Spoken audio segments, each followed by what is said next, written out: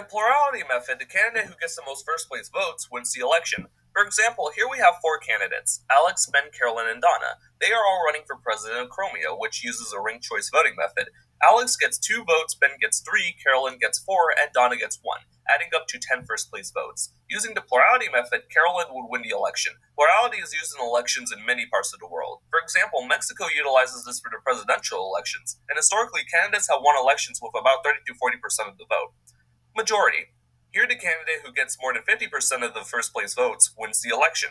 Let's revisit our example. Here, Alex gets 1 vote, Ben gets 6, Carolyn gets 0, and Donna gets 3, again making up 10 first place votes. Because Ben has 6 votes, he gains more than half the total, and as such, he wins.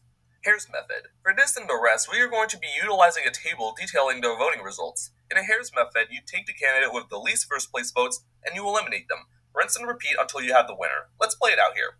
Here, Alex has 4 first place votes, Carolyn has 5, Donna has 1, and Ben has none. Since Ben has the least first place votes, he gets eliminated. Now Carolyn has 5 first place votes, Alex has 4, and Donna has 1. Donna is eliminated. Now Carolyn has 6 first place votes, and Alex has 4. Carolyn wins. Coombs method. This is kind of like Hare's method. The difference is that you eliminate candidates based on how many last place votes they get. Let's do an example. Here Donna has the most last place votes with 10, so she gets eliminated. Now we have this. Now Carolyn has 7 last place votes, Alex has 2, and Ben has 6. Carolyn is eliminated. Finally, we are left with Ben and Alex. Alex has 10 last place votes, and Ben has 6. As a result, Ben wins. If we use Hare's method, Ben would have been eliminated.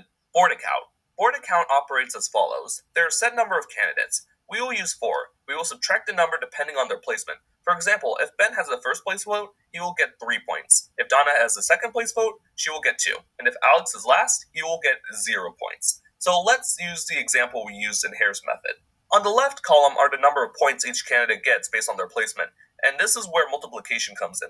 I assume you know how to do a multiplication table. That's kind of like that. For a candidate, you take the number of people who put them in a specific placement, first, second, third, etc., and multiply that by the number of points they get on the left column. Rinse and repeat until all the points are added up and the candidate with the most points wins. So, let's do an example. Alex has 4 people that voted put him in first place. Remember, this is ranked choice voting, so he gets 3 points. 4 times 3 equals 12.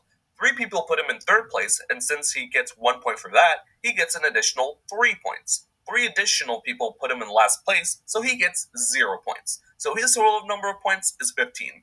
Ben is last place for 4 people, so he gets 0 points from that. But 3 people put him in second place, and now he has 6. But then an additional 3 put him in third place, getting him 1 point each. So Ben has 9 points. Carolyn gets second place from 5 people, which gets her 2 points, multiplying to 10. Then she gets first place from 5 people, which gets her 3 points and does 15. So her final number of points is 25. Lastly, Donna gets third place from 4 people, giving her 1 point, which multiplies to 4. She gets last place from 3 people and does no points. She gets second place from 2 people, which gives her 2 points and thus an additional 4. Then she gets first place from an additional person and an additional 3. So she gets 11. In short, Alex gets 15, Ben gets 9, Carolyn gets 25, and Donna gets 11, which means that Carolyn is the winner through the system. Copeland's method. This one's a tad more difficult, but bear with me. Essentially, each candidate is put in a head-to-head match where one earns 1 point if they beat a candidate in a head-to-head matchup. If there is a tie, each candidate is awarded a half point. The candidate with the most points wins. Let's use a slightly modified Coombs method example. Obviously, a candidate cannot fight itself in a match, so I'll put lines on the diagonal as such. So let's do this. Let's pair Alex up with Ben. As we can see here, Alex tops Ben in 10 ranked choice votes, while Ben tops Alex in 6. So Alex gets a point. Alex also beats Carolyn. He gets a total of 9 points while Carolyn gets 6. Alex wins the round between Alex and Carolyn. Lastly, Alex beats Donna in the way he beat Ben, so he gets a point. Alex's total number of points are 3. Now I want you to pause this video and try to see if you can figure the rest of this yourself. Come back later when you think you have the answer. If your answer is this, you are correct, and the winner for this example is Alex. Dictatorship method. In a dictatorship method, one voter is a dictator, and whoever they choose wins the election. Let's use this example. The third column is the ballot of that of a dictator. Can you guess which candidate is winning?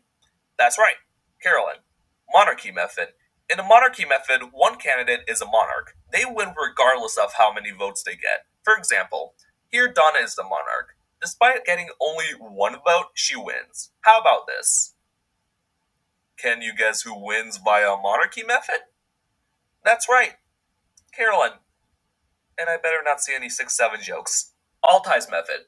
Everybody is a winner regardless. There is a winner, but there's not the winner. Imagine it like Oprah. You win the election, you win the election, you win the election. Everybody wins the election. By now you get the gist. Everybody that competes in an election wins that election. Here's an example. Can you guess who wins? Yep, everybody. Weighted voting. In a weighted voting system, voters are assigned a set number of votes, which allows them to monopolize the results of a two-party system election. If a candidate receives more than half the votes, they win. If they both receive the same amount of points, it's a tie. Here's an example. Now, on the surface, this would seem like a tie between Alex and Ben. But what if I told you that the first 4 voters actually had 5 votes, the next 3 voters had 3, the next 2 had 2, and the last 1 had just 1? If we do the math on that, the total number of votes is 34. And if we do the math, yeah, the winner would be Ben. Supermajority method. In a majority method, the candidate with more than 50% of the votes wins, but in a supermajority method, 50% is not going to cut it. A candidate would need at least 2/3 or about 66% of the votes to win. Anything less than that, and it's a tie. Here's an example. Here Alex gets 6 votes and Ben gets 4. This is a tie in the supermajority method because Alex has 60% of the votes, but not 2/3, 66%. Now if we tweak that, here Alex actually wins, because 70% is more than 2/3. Status quo.